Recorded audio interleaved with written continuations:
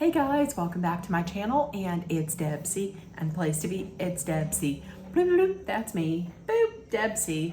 Hey guys, and happy Wednesday. I hope everybody is having a great week. If not a great week, then a good week. So listen, I've been putting this off, and I don't know why. Okay, so let's jump into it. This is the Men Tell All. I watched this on Monday, and then I had to rewatch it again last night because I wasn't that impressed with the Men Tell All. Typically, I'm going to tell you, I'm usually not that impressed with the Men Tell All and the Women Tell All. For this one, but we're going to get it over with. We're going to rip the Band-Aid off. We're going to make video. We're going to talk about it. And then we're going to leave Braden in the rear view. Or are we? So first of all, not all of the men were there. They said only the interesting ones. So if the interesting ones were there, John Henry? I don't remember that much of John Henry. Spencer? The guy who wanted Charity to kick him in the nuts? And Pete. Remember Pilot Pete? Yeah, neither do I. He was let go the very first night. A little bit later on in the night, he piped in and talked about, like, I think it was the Barbie date. He went home the first night. So I was wondering, like, first of all, who the hell is this guy? Second of all, why is he talking? But then Cowboy Ken Caleb, he was like, oh, you're that guy. So apparently, listen, there's inside tea of what happened. So apparently, after the season ended, there was a Zoom call for the cast members. And it was over. And then on the bottom of the headshots of some of the contestants, I think he said like 10 or 15 guys, they had their headshots. And then they showed, like, Sean. It said something like, it's a love story, baby, just say yes. And at the bottom it said FP. Well, it stood for, listen, earmuffs on if you don't want to hear it. It stood for fuck Peter. So, and I had no idea why they had to blur out F, just the letter F, FP. So it was FP. And he was like, all my friends, all my family saw this. My neighbors, my church group that I volunteer with, everybody saw this. I doubt that anybody, like one of the guys was like, I doubt that anybody knew what FP meant. I mean, until Braden was the one who was like, hey, listen, people are putting FP on there. By the way, I think Braden put FP on the bottom of his too. So apparently they were saying F Peter because he was a guy that was going around and apparently telling people, you know, F you, and wasn't really there for, like, getting to know people and talk to people. And also apparently during the Zoom call, he was talking about, like, how this is going to be great. I can get some brand deals from this. I can get some endorsements. Maybe I'll make t-shirts. He didn't make t-shirts. So that's why Peter was there. I was like, he's not interesting. He left on the first night. That was the tea. So listen, we started it off for the first 39 minutes. It was the Braden show. Oh, and I got tired of it. I zoned out a little bit, to be honest with you. I made some notes on a few things. They kicked it off with Spencer talking to Braden. Spencer said that Braden was manipulative. And he was basically using Charity as an excuse for him not being able to get to where he needed to be, which was an engagement. He was saying, because Braden was saying, oh, you're being fake, you're the Bachelorette, I wish you would just be yourself for once and quit being fake and blah, blah, blah, blah, this and that. And then Braden came back with something. I didn't really pay that much attention to what he said there. And Sean then had said that he feels like Braden knew all along that he wasn't going to be able to get to where he needed to be. But he still kept taking one-on-one dates and taking roses and using her time and time that other people could have used. Braden then came back and he said that he accepted the roses until he felt like he couldn't get to that point. And then he self-eliminated, he took himself out. Michael then was like, well, listen, you already left, you self-eliminated. Why did you need to come back and then take time away from guys who needed it to form that connection? And he had said that he came back because he didn't like where he left things. He wanted to get everything out with Charity. And he wanted to, a little bit later on, he was like, he wanted to make sure that she knew it wasn't her fault. It wasn't anything she did. It was on him. And then he said, I didn't want to take time away from the other guys, but he did though. I mean, but then a little bit later on, he says that he doesn't really care about taking time away from the other guys, and he was just there to talk to Charity. And he also said that, like, remember when he came back in with his earrings and his man bun and his scarf ablaze and everything, and then he left. And people were serious. People were like, they wanted to fight him. Aaron wanted to fight him. Sean probably wanted to fight him. A lot of people probably wanted to fight him. And then he said a little bit later on in the show, he was like, I wanted to fight them. I was down to fight all of them. Girl, Tanner would have put you in your place. I'm just telling you. Tanner would have put you in your place. They were then talking about, and then Adrian, listen, this is correct, Adrian. Adrian said, listen, this is the Bachelorette. She goes out there and she's going to kiss everybody. Everybody's going to be kissing everybody. That's the show. That's what you signed up for. Which, this never is not funny for me when somebody brings up the fact that Yosef has a daughter. But Jesse was like, Yosef has a daughter who is watching this. Correct. Then it was brought up that I think Braden had said something to Adrian like, not everything you said was correct. I did not call Charity classless. So there was the big discussion of, did I call her classless? To which he said to Jesse, did I didn't call her classless. Did I call her classless? And Jesse was like, the fuck that I know. I don't know. I don't sit there and watch all of these tapes. I don't watch everything that you're doing. For part of this damn show, they had me walking around dressed like a Bigfoot in the woods. And I'm supposed to know if you called her class. I don't know.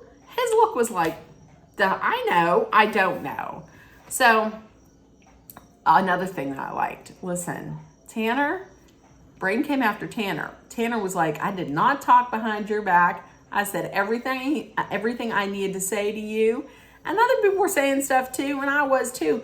I'm just the one that they played on TV. Listen. And also, the fashion. Braden, I will, listen, you're not going to get me saying, I'm not going to say this too often. I don't think Braden looked too bad. Like, his earrings were not ridiculous. He did have that one, he did have that necklace on that looked like maybe he felt like at the last minute he needed a last minute accessory around his neck. So he was like, oh shit, I need something. And he just tore it down from the curtains. Like, it looked like that tassel thing that would be on like the curtains at maybe like a high-end old-timey hotel. I don't know. And then he threw on his mom's, beaded jacket from Chico's. So, but he didn't look half bad. But what this James with the ascot, James with an ascot. Oh, come on. That gives me, do you know who my father is? Speaking of which, listen, am I the only person that thought Sean looked like he might have had some work done on his face? It just looked too, like, I don't know what that was. It looked too defined, or like too, like, factory showroom new. I don't know. I just didn't like that. And the last thing with Braden, yeah, he gave Jesse his own pair of earrings. I'm sorry, a guy can look good in earrings, but Jesse, those looked like they wanted to flee his ear. Like they were both just like, let's get out of here. It looked odd. And then the big announcement. Listen, Bachelor in Paradise is coming back. I don't know when. I have not heard anything about when it's coming back, but Braden's gonna be there. Braden with his earrings and his fedora and his scarves and his, who knows, his tchotchkes. He's bringing all of it to the Bachelor in Paradise beach. So, and I saw a picture.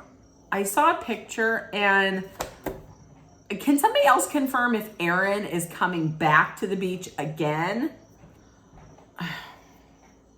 Listen, will I still watch it? Sure. I will still watch it. But, Braden. Okay, so next, let's move on. It was Xavier. Xavier, they played back his whole love story until it wasn't a love story.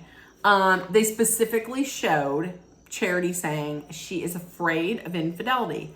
That is her biggest fear. Then they showed him telling her about how he cheated. And is it going to be hard not to cheat? And he says, yes. The audience has the loudest gasp. And then cheers when she's like, move it, you're out, which is exactly what I would have done. And then the question of what are you feeling? He says it was tough on him. He put his foot in his mouth. But now, here's the thing. He said that he had come out and said that the reason why he said what he said was because he felt like his love was not being reciprocated. So during hometowns, he told her that he loves her. She did not say anything back. So he then in turn went to shove his whole damn foot straight down his throat, right on into his mouth. So he's blaming it on her. He's blaming the whole thing on her. It was, on a better note, it was nice to hear that he is going into therapy and he's getting some help for it. For that and for the fact that he has this issue with not being able to stay faithful to a woman that he says he loves. So Charity comes out. She immediately shuts down the Braden talk. She says about Braden, she didn't like how he talked about their relationship to all the other guys and how he thought that she was fake. And he gave, and she just says she gave too much grace to him. And that was it. And listen, on Twitter, I believe she did put something out there like, I'm shutting this talk down about Braden. We've had enough. That's it. So that's great.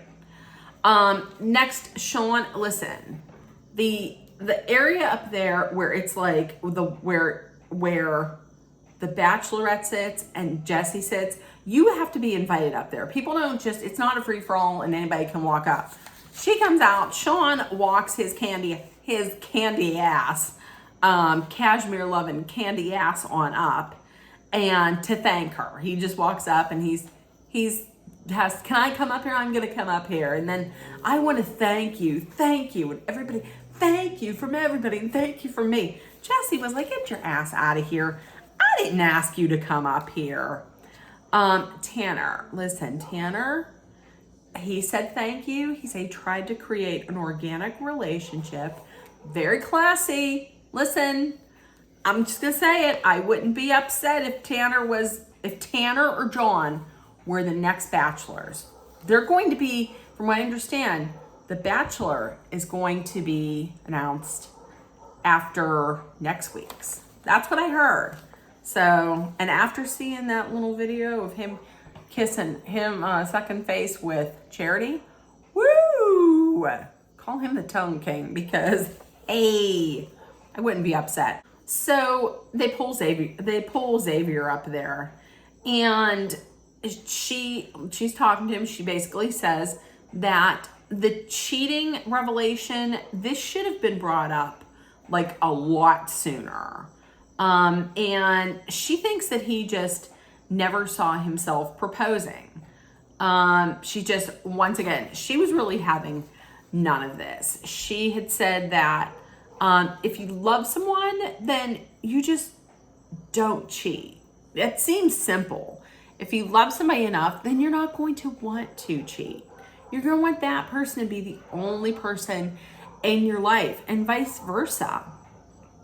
And then when she said, when I was walking you out and you said, I love you, she felt like that was his way of trying to dig himself out of it. Like a last ditch effort.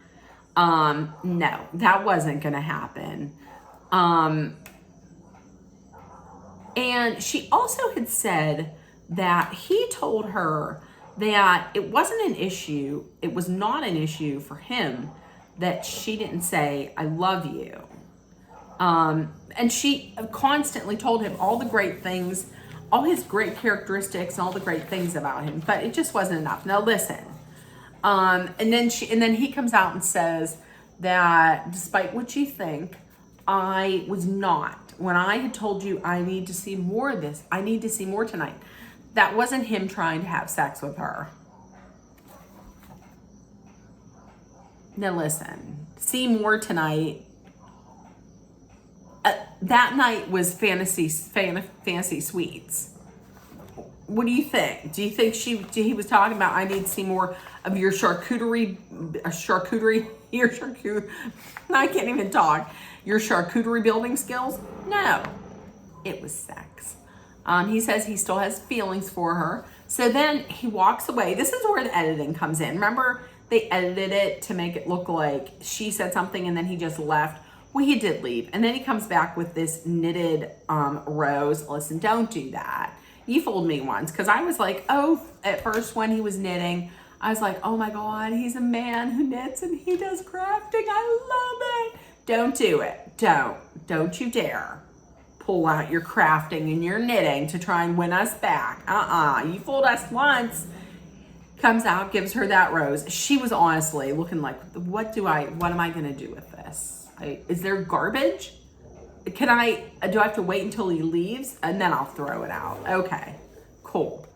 Then they brought out 3 former bachelorettes. They brought out Deanna from season 4, Desiree from season 9, and OG, one of the only ones that still is together with their person, Trista from season 1. Trista Sutter. It was nice. It was nice to see that. I mean, I could have done without it. I could have done without a lot of this. They brought out the Golden Bachelor. Gary, listen, that time when they were talking about what happened to his wife, I was sad. He lost her 6 years ago to an infection. I think he had said in her kidneys. And he said, if I were to get there and Helen Mirren would be there, I wouldn't be upset. So, okay. He has good taste. I mean, Helen Mirren, she's a stone cold fox. And then they were reading out Post. Seriously, the Gary can get it. The Gary can get it sign was the funniest thing of the whole night. He's like, what does that mean? I can get it. Get what? But hold on a second. When they had thrown it over to the guys and was like, do you have any advice for this man who had found the love of his life and were married for multiple decades, and if she didn't die, he would still be with her? Do any of you losers over here have anything to say? Especially you, Brayden, please speak up, because you're going to speak up. I can't remember what he said. And then who was it? Oh, one of the Calebs, I think, was like, listen, we don't need to take advice from you. You're doing just fine. Don't take any of our advice. Please help us. So that was that. I thought they overtanned him a little too much. He needs to be told what a granddaddy is. Listen, I am going to watch it, but and then the sign that said, Gary, you can date my Nana. Pimp out my Nana. So that's coming this fall. So that right there, that was my recap of the evening. I'm never really that impressed. It could have been an hour long. It could have been an hour and I would have been just fine. So with that being said, let me know what you thought. If you watched it, let me know what you thought about it. Who do you think the final two is going to be? Listen, it needs to be Dotun. That's who it needs to be. Dotun. Nothing against you, Joey. You are an adorable man and you will make somebody very happy. But no. And you got rid of Aaron for a reason. Keep him out. She's going to take him back. Okay, so with that being said, everybody have a great evening and a great day tomorrow. If nobody told you yet today, I love you. You're loved, seen, and heard. Please make sure that you put love, kindness, compassion, acceptance, hope, and positivity out there. Take care of one another. Please stay cool if you're somewhere where it is triple digits, and stay safe. And I love you guys, and I will see you probably Friday. So bye, guys.